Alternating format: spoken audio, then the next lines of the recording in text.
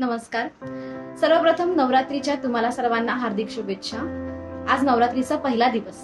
दुर्गा मातेने महिषासूर नावाच्या राक्षसाच्या अहंकाराचा अंत करण्यासाठी 9 दिवस त्याच्याशी युद्ध केले.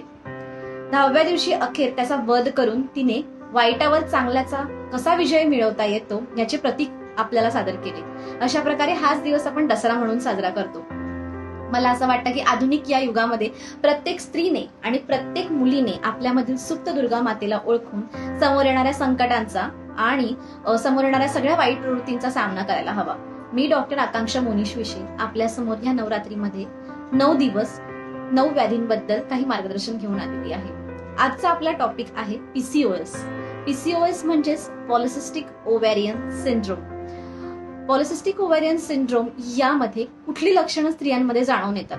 सर्वप्रथम म्हणजे इररेग्युलर पिरियड्स किंवा मासिक पाळीच्या दरम्यान स्त्रियांमध्ये अनियमित होणारा रजस्त्राव किंवा अधिक प्रमाणामध्ये होणारा रजस्त्राव. सेकंड वन इज तुमचं एक्सेसिव्ह वेट गेन म्हणजे शरीराच्या वजनामध्ये अधिक प्रमाणामध्ये वाढ होणे. थर्ड वन इज हिरसिटिझम म्हणजे स्त्रियांच्या चेहऱ्यावर या भागामध्ये आणि या भागामध्ये एक्सेसिव्ह हेअर ग्रोथ दिसून येणे. आणि फोर्थ वन इज सर्वात महत्वाचं आणि सर्वात ज्वलंतशील टॉपिक असा म्हणजेच येणारं व्यंधत्व.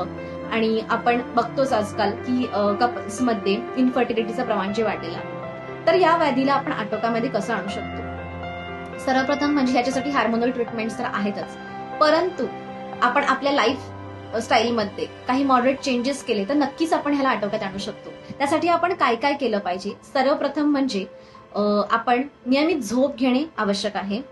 आपले वेट कंट्रोल ठेवण्यासाठी आपला प्रॉपर डाएट म्हणजेच घरात जे शिजवलेलं अन्न आहे प्राथमिकता त्याला प्राधान्य दिलं पाहिजे. जे फास्ट फूड आहे ते आपण अवॉइड केलं पाहिजे. थर्ड वन इज एक्सरसाइज आणि योगा मी सर्व स्त्रियांना करण्याचं आवाहन करते, कारण की ह्याच्यानेच आपला पिट्युटरी ओव्हॅरियन जो ऍक्सेस आहे तो कंट्रोल येतो आणि आपल्या पिरियड्स रेग्युलर होण्यामध्ये खूप मदत होते. And fourth one is take mental स्ट्रेसला तुम्ही कंट्रोल केलं पाहिजे. फायनान्शियल असो फॅमिली असो, पण मेंटल स्ट्रेस हा न घेणं हे खूप आवश्यक आहे. तर या अशा प्रकारे आपण या सर्व गोष्टी काही लाईफस्टाईलमध्ये ह्या चेंजेस करून आपण ह्या व्याधीला नक्कीच आटोक्यामध्ये आणू शकतो.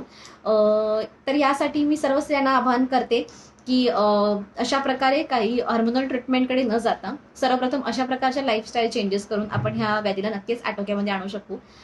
स्त्रियांचे आरोग्य स्त्रियांच्या हातात.